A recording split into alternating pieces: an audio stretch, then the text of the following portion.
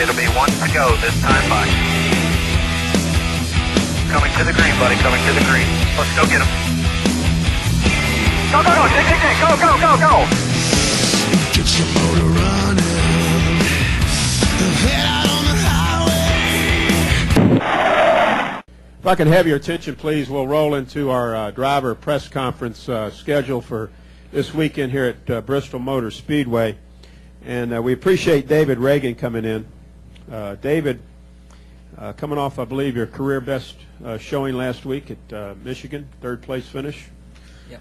And, you know, he's right on the cusp of getting in that top 12. David right now 14th in points, 2,709 points, 26 points out of 12th. So, as you well know, with 3 to go, he's right on the verge of breaking into that top 12. And David, talk about that. I know the excitement, the anticipation. With 3 to go, you got a real good shot to get in that top 12. Your thoughts? Yeah, I think we've got as good a shot of getting in as any of the guys in the top 12 to 14. And you know, we knew coming into this season that we would have the speed and we'd have the team with the experience that we could be at this point at this time in the year, but we just had to make sure that we didn't make any crazy mistakes along the way, and that would have kept us out. We have made a few mistakes, and if I could go back a few races, I think we'd be comfortably in the top 10. But you know, the bottom line is we've had good speed, we've had good fortune, we haven't made many mistakes this year. You know, our whole program's just a little better, you know, from Friday to Sunday to the completion of the race. We've just been a little stronger, and we seem to hit our marks on a regular basis. So, you know, everything's easier the second time around, and we're happy to be in this position. We've got 3 more races to go. It's not over yet.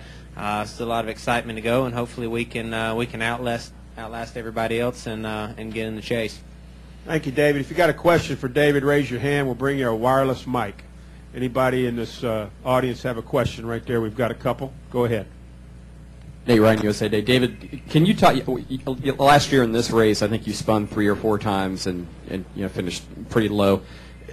Was that your lowest point of your rookie season? Was this night race here a year ago? And can you talk about how things have changed in the past year?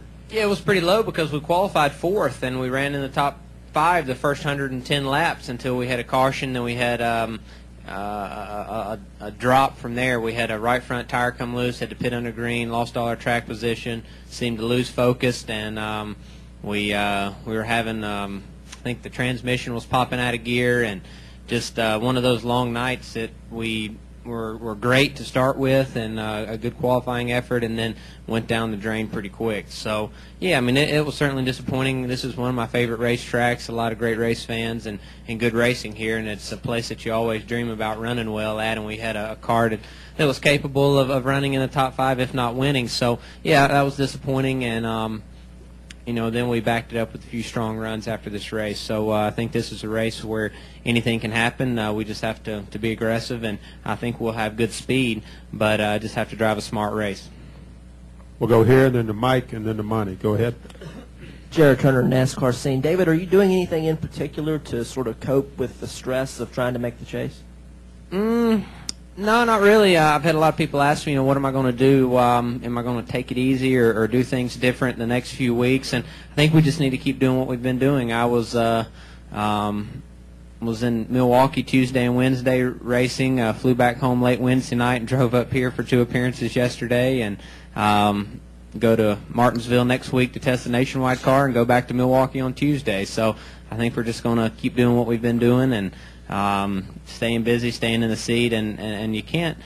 It's good to think about the chase. It's good to think about points, and it's good to be prepared. But it's not good to worry yourself and get your team on pins and needles leading into the final 3 races. You just, you know, whatever happens is going to happen. Just go out and do the best you can, and we'll have to live with it. Go ahead, Mike. Mike Mulhern, Winston-Salem Journal. You've been like a machine for most of the year, but it seems like the last couple of weeks you've become more aggressive. Are you more confident in not making the mistakes, and so that you can become a little more aggressive on the track? Or how do you judge your aggressiveness in terms of like 1 to 10? Well, as you get more aggressive, you better have some experience to back it up. I think I tried to be aggressive in my first few starts in this series. I didn't have the experience to back it up, and I looked like a fool. So, you know, now that I have the experience to back it up, I've got, you know, obviously better car control and a better feel for what I need in the race car to go fast, and probably have a little bit more respect from the competitors out on the racetrack, and everything's just a little easier. And then when you have all those things, you can afford to be more aggressive when you know what's going to happen. Where before, if you try to be aggressive and you don't know what you're doing, you usually wind up getting yourself in trouble. Go ahead, Monty. Monty Dutton, Gaston Gazette. David, I apologize for the similarity of this question to the one you just answered because I didn't know Mike was there, but I'll try to rephrase it in a way.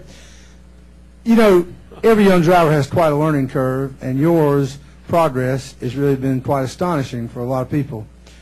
One thing that you've obviously learned is you've become very adept at making it the best of things and playing it smart. Yeah. Is there a further transition that goes to actually not putting yourself in the top 10 and top 5, but putting yourself to being there where you have a realistic chance where you're right there for the win? Yeah, I mean, I learned the hard way, and you hear a lot of people say you have to be around at the end to be in contention for a good finish, and I think the biggest thing that we've thought about this year, obviously we're thinking about winning and what do we need to do to get into victory lane? Do we do anything different at the end of the race? And I think we found out through good and bad experience that you just have to put yourself in contention, and things are going to happen for a reason. And as long as we just cruise around in that top 10 or top 5 for majority of the race, you never know what can happen. You might get an opportunity to make a good pit decision, or you might get that good set of tires toward the end of the race, and it might be a race-changing move. But yeah, you just have to, and I don't know if I'm answering your question or not, but you just have to be in contention the whole race, and then your last fuel run or your last 30 or 40 laps, that's when you can take a few more chances and take a few more risks based on what you learned throughout the race.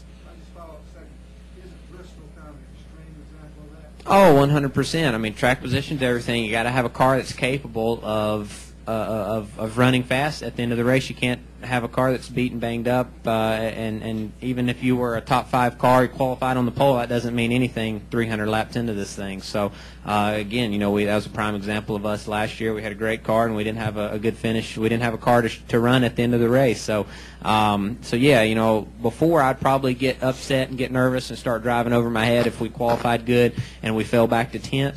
But I don't get too stressed out about that anymore. I just kind of wait for the next pit stop. You're going to have ample amounts of opportunity to adjust on your race car, and you're going to have plenty of opportunities to make up positions that you gained or lost throughout a course of a run. So some things like that you just learn from, like I said, good and bad experiences.